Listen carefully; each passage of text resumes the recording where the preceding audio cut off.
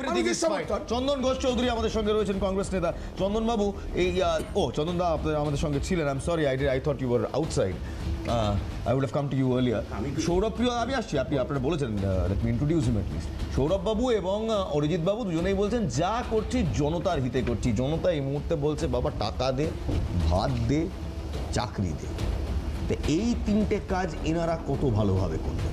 চন্দন বাবু, একেবারে শুরুতে ইলমাস একটা কথা বলি, আমার দায়বদ্ধতা রাজ্যে নেই, কেন্দ্রে নেই, বাট দায়বদ্ধতা নাগরিক হিসেবে আছে। এবং তারই পরিপ্রেক্ষিতে আজকে আমার বক্তব্য শুধু কংগ্রেস না, মেবি সাধারণ মানুষের বক্তব্য। প্রথমে যে কথাটা বলবো সেটা হলো, রক্তস্নাত বাংলা তো আজ থেকে নয়। এখানে কোনো কারণ দর্শানো যাবে না। আমরা খুব বেশি দিন নয়, আমরা পঞ্চায়েত নির্বাচনটাই দেখেছি, এবং পঞ্চায়েত নির্বাচনে 60 জন খুন হওয়াকে দেখেছি, এবং ব্যালেট চিবিয়ে খেতে দেখেছি। গণতন্ত্র হত্যার এগুলো হচ্ছে আঙ্গিকভাবে, মানে কনটেক্সচুয়ালি এরা হচ্ছে সিম্বল।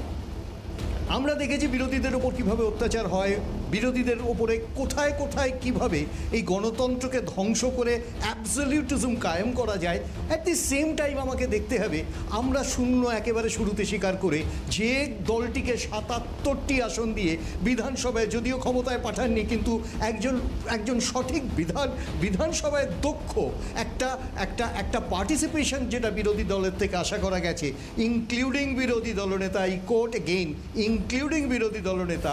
তুমি গত 5 বছরের ট্র্যাক রেকর্ড দেখো, হুমকি এবং হুমকি প্রত্যেকটা ঘটনায়। একটা ঘটনা তুমি বলতে পারবে, তুমি আজকে দেখো দেওয়াল দিয়ে মারামারি, আজকে দেখো বিভিন্ন ক্ষেত্রে ভোটের বিভিন্ন তরজা তৈরি হবে এবং দুটো পক্ষই এই লড়াইয়ে লড়বে, এবং আবারও একটা ক্লাসিফিকেশন তৈরি হবে কে কোথায় কিভাবে। কিন্তু আমার প্রধান প্রশ্ন হচ্ছে, রাজ্য সরকার ব্যর্থ কোনো কিন্তু নেই। কারণ আবারও বলি, অ্যাবসলিউটিজম সর্বত্র নিজেকে কায়েম করতে গিয়ে একটা টোটালিটেরিয়ান গভর্নেন্স তৈরি করেছেন, কিন্তু তাকে ভাঙতে রাজ্যের মানুষই ভোট দিয়েছিলেন 77 জনকে, যদিও 77 জনের 60 জন তাদের কাছে আছে কিনা জানি না। কিন্তু একটা কনস্ট্রাকটিভ ক্লাসিফিকেশন বা ক্লারিফিকেশন বিরোধী দলনেতার কাছ থেকে তোমরা পেয়েছো। আজকে অন্তত আমাদের এটা বুঝতে হবে যে বিরোধী দল হিসেবে বিজেপির ভূমিকা একেবারে কেন তাকে অ্যানালিসিস করা হবে না।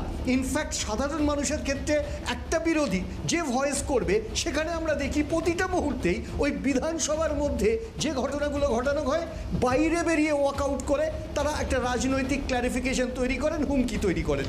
আমি আপনার এই কথার প্রসঙ্গে চন্দন দা একটু আসবো। দুটো Where is your presence on the field? Rahul Gandhi কেন নেই এখানে? একেবারে শুরুতেই বলি, এই পরিবর্তন নিয়ে আমাদের বিশেষ কোনো মন্তব্য নেই। তবে একটা রাজনৈতিক পরিসরে যখন বিজেপি যাত্রাটা করছে, খুব স্বাভাবিকভাবে গণতান্ত্রিক ক্ষেত্রে আমরা আশা করব যে পরিবর্তন যাত্রা তাদের শুভেচ্ছা থাকলো। কিন্তু সেম টাইম তুমি যে দ্বিতীয় প্রশ্নটা করলে, তুমি কি দেখতে পাচ্ছ না, মানে আমি বলতে চাইছি কি, এই মিডিয়া প্রেজেন্সের জায়গাটা তুমি যেটা বললে, সেখানে প্রতিটা দিন প্রতি মুহূর্তে এবং কি আজও বিভিন্ন জায়গায় যে রাজনৈতিক ক্রিয়াকলাপ প্রয়োজন হয় একটা রাজনৈতিক দলে, আমরা সেটা করছি। ইলমাস, একটা জিনিস বুঝতে হবে, অপটিক্স বলে একটা ব্যাপার আছে। আমরা প্রতি মুহূর্তে আছি, তুমি যদি অপটিক্সের প্রশ্নটা আনো, on that optical ground for me, আমি খুব স্পষ্ট একটা প্রশ্ন করছি। Me being a journalist sitting here, আমি খুব স্পষ্ট প্রশ্ন করছি চন্দন দা, where is Rahul Gandhi? Interesting fact, তোমরা একেবারেই এক ফ্যাগ এন্ডে চলে যাও, রাজ্য বিজেপিকে ছেড়ে তোমরা মোদিজি অমিত শাহজিতে চলে যাও। প্রশ্নটা সেখানে নয়। আমার এখানে একটা কমিটি আছে, রাজ্য কমিটি, এবং রাজ্য কমিটির নেতৃত্ব দিচ্ছেন শুভঙ্কর সরকার, প্রতিদিন প্রতি মুহূর্তে আছে। আমি তোমাকে একটা কথা বলি, তুমি সিম্পলি অন স্যার আছেন, 100% আছেন, আমি আপনার সাথে একমত, এই মুহূর্তে আছেন। কিন্তু আপনি please respond to my question. Shubhankar বাবু আছেন, কিন্তু শুভঙ্কর বাবু কোথায় আছেন? তিনি তো আপনার পিসিসি চেয়ারম্যানের ওখানে আছেন। Where is Adhir Ranjan Chowdhury? Where is Rahul Gandhi? You really ask for a name, why not a party?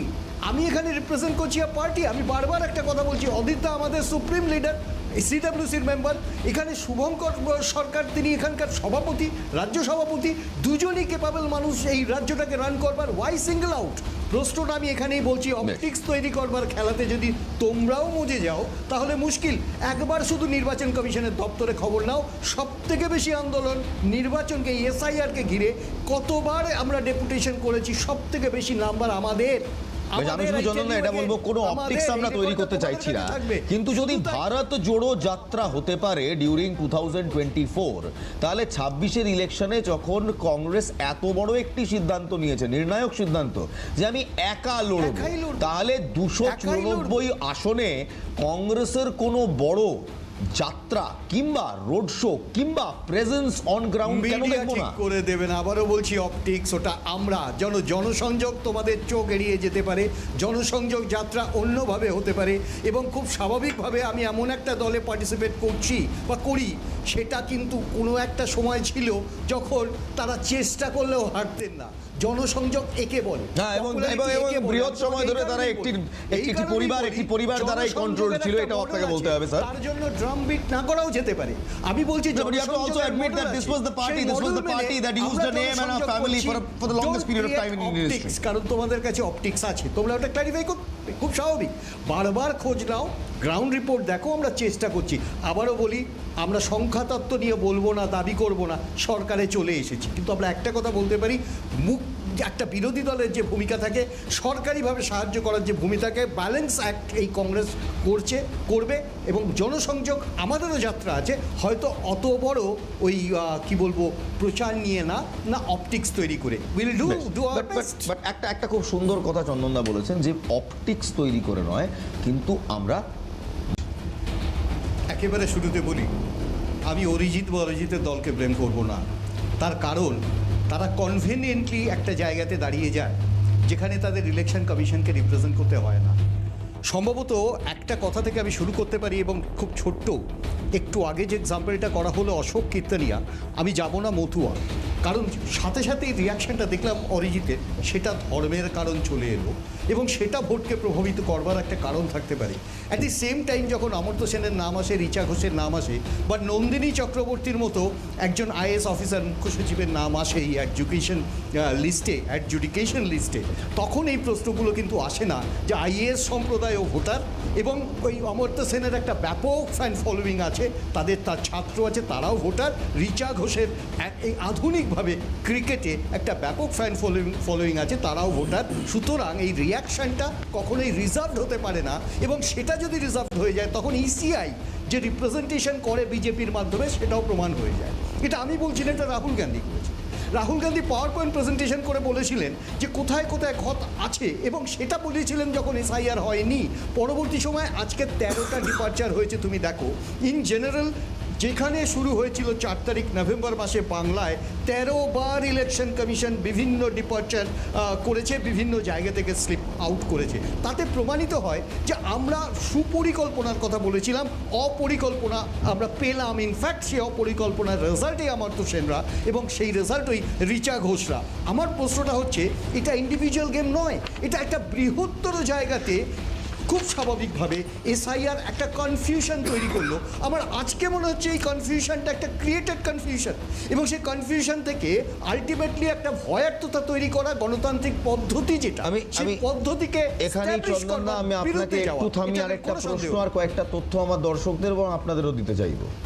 আপনি চন্দনদাকে প্লিজ স্ক্রিনে রাখবো। চন্দনদা বলছেন যে ইচ্ছে করে তৈরি করা হয়েছে, হয়তো এই ভয়েডটা কিংবা এই শূন্যতাটা ইচ্ছে করে তৈরি করা হয়েছে। আর একটা স্টার্টলিং সংখ্যা তত্ত্ব কি জানেন? 60 লক্ষ মানুষ অ্যাডজুডিকেটেড কিংবা অ্যাডজুডিকেশন লিস্টে রয়েছে, তার 50%-এরও বেশি মানুষ কিংবা যারা লিস্টে রয়েছেন, তারা সংখ্যালঘু সম্প্রদায় অধ্যুষিত এলাকায় বিলং করেন।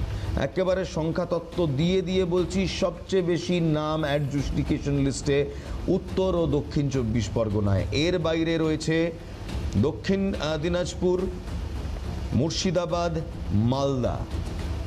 সব মিলিয়ে প্রায় 50%-এরও ওপর অ্যাডজুডিকেশন লিস্টের মানুষ সংখ্যালঘু সম্প্রদায় অধ্যুষিত এলাকায় বিলং করছেন। উত্তর 24 পরগনায় খসড়া তালিকায় বাদ 7,92,000 নাম, চূড়ান্ত তালিকায় বাদ আরও 1,42,297 নাম। সব মিলিয়ে উত্তর 24 পরগনায় বাদ পড়েছে 8,34,269 নাম। দক্ষিণ 24 পরগনায় 9,05,980 জন। মালদায় 2,20,153 জন এবং মুর্শিদাবাদে 2,93,000। 60 লাখের এই যে পরিসংখ্যানটা আসছে, যদি সাম আপ করেন তাহলে দেখবেন maximum or the majority people named in that list belong to areas which are predominantly minority. Chandan Babu, I don't want to ask you a question, you can just go ahead. খুব simple, আমি তোমাকে ঠিক এই কথাটাই বলতে চাইছিলাম, সাম আপটা is very good. আমি তোমাকে এই কারণে এই কথাটা বলি যে ভয়ার্থতা কখনোই ইকুয়েট করতে পারে না একটা গণতান্ত্রিক পরিবেশ। তোমাকে বুঝতে হবে এখানে অনেকগুলো ল্যাপসেস আছে, যে ল্যাপসেসগুলোকে কভার আপ করেনি বিজেপি, কোনোদিনও প্রশ্ন তোলেনি, কারণ বিজেপির ইন্ধন ছিল। আমি পরিষ্কারভাবে তোমাকে বলি, যেখানে জনগণনার সাইজ তুমি জানো না, সেখানে ভোটারের সাইজ তুমি জানতে চাইছো। Exactly. You are overlapping. দ্বিতীয় নাম্বারটা হচ্ছে 2002-এর পরে সরকারি ডকুমেন্ট বিভিন্ন ইন্টেন্সিভ রিভিশন বা রিভিশনের মধ্যে সরকারি ডকুমেন্ট 2025 পর্যন্ত যাদের কাছে রেকটিফাইড হচ্ছে তাদের আবার ফিরিয়ে নিয়ে যাওয়া হচ্ছে। এটা কি সাপলুডো খেলা নাকি, যে তুমি 99-এ গিয়ে হঠাৎ 0-তে চলে যাবে সেই 2002?